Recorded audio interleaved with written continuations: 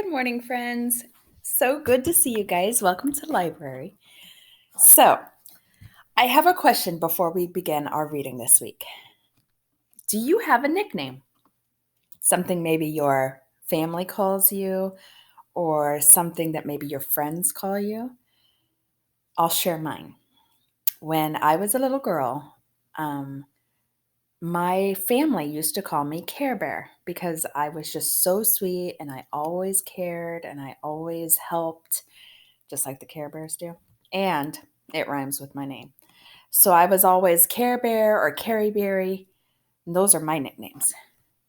So today's book leads me into nicknames. And Trombone Shorty is the nickname of a famous musician, a trombone player who has his own band now called the Trombone Shorty Band or something like that.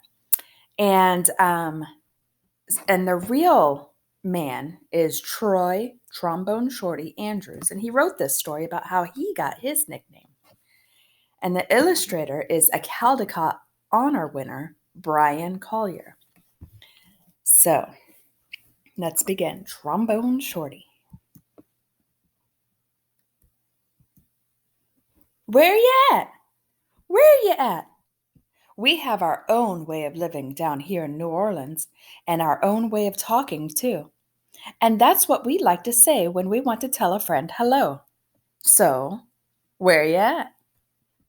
Lots of kids have nicknames, but I want to tell you the story of how I got mine. Just like when you listen to your favorite song, let's start at the beginning because this is a story about music. But before you can understand how much music means to me, you have to know how important it is to my hometown, my greatest inspiration. I grew up in a neighborhood in New Orleans called Treme.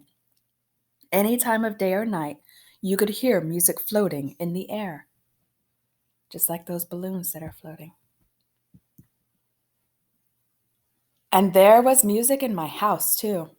My big brother James played the trumpet so loud you could hear him halfway across town. He was the leader of his own band, and my friends and I would pretend to be in the band, too. Follow me, James would say. There's one time every year that's more exciting than any other: Mardi Gras. Parades fill the streets and beaded necklaces are thrown through the air to the crowd. I loved the brass bands with their own trumpets, trombones, saxophones, and the biggest brass instrument of them all, the tuba, which rested over the musician's head like an elephant's trunk. Where you at? Where you at? The musicians would call. Remember, that says hello, hey.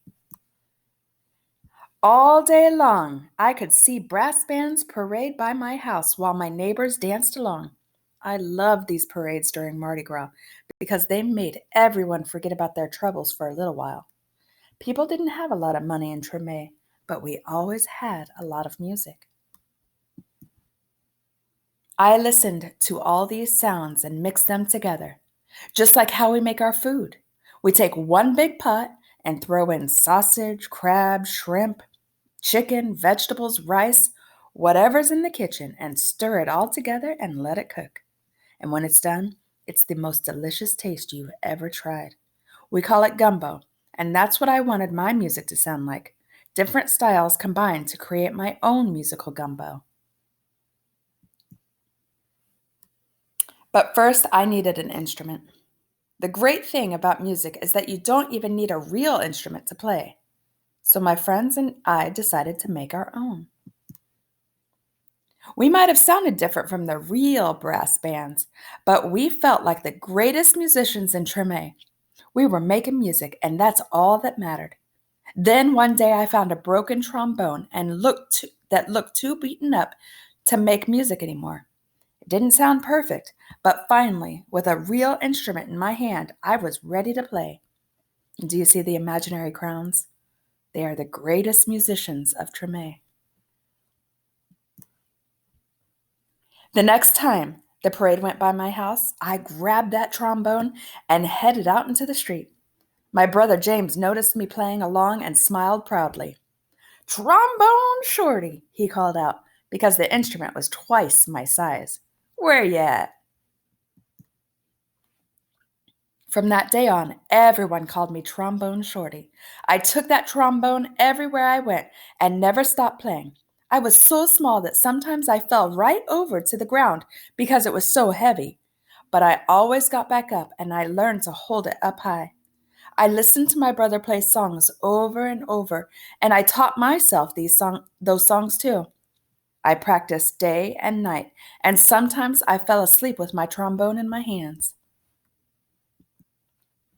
One day, my mom surprised me with tickets to the New Orleans Jazz and Heritage Festival, the biggest musical festival in town. We went to see Bo Diddley, who my mom said was one of the most important musicians of all time. As I watched him on stage, I raised my trombone to my lips and started to play along. He stopped his band in the middle of the song and asked the crowd, "Who's playing that music? Who's playing out there?" Everyone started pointing, but Bo Diddley couldn't see me because I was the smallest one in the place. So my mom held me up in the air and said, "That's my son, Trombone Shorty." "Well, Trombone Shorty, come on up here," Bo Diddley said. The crowd passed me overhead until I was standing on the stage next to Bo Diddley himself.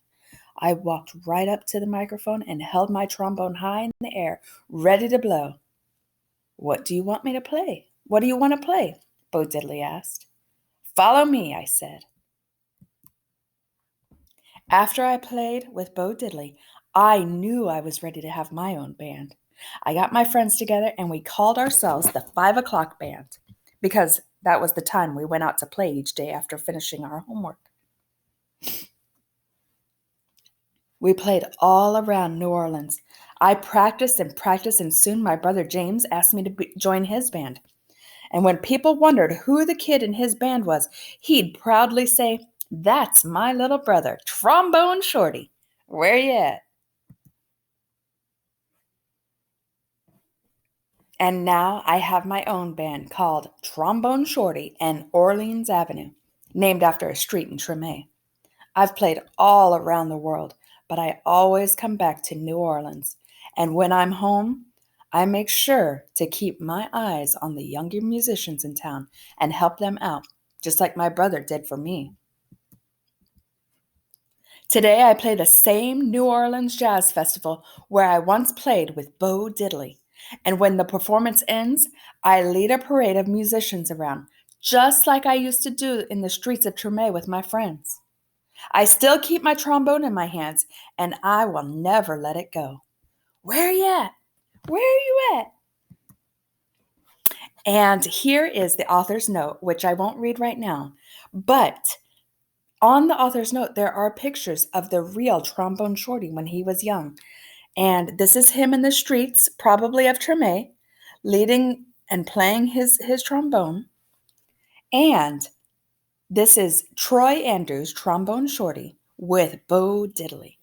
So if you're interested in finding some of his music, ask your mom and dad to find some Trombone Shorty and the Orleans Avenue. I hope you enjoyed this and have a great week, everyone. Keep reading.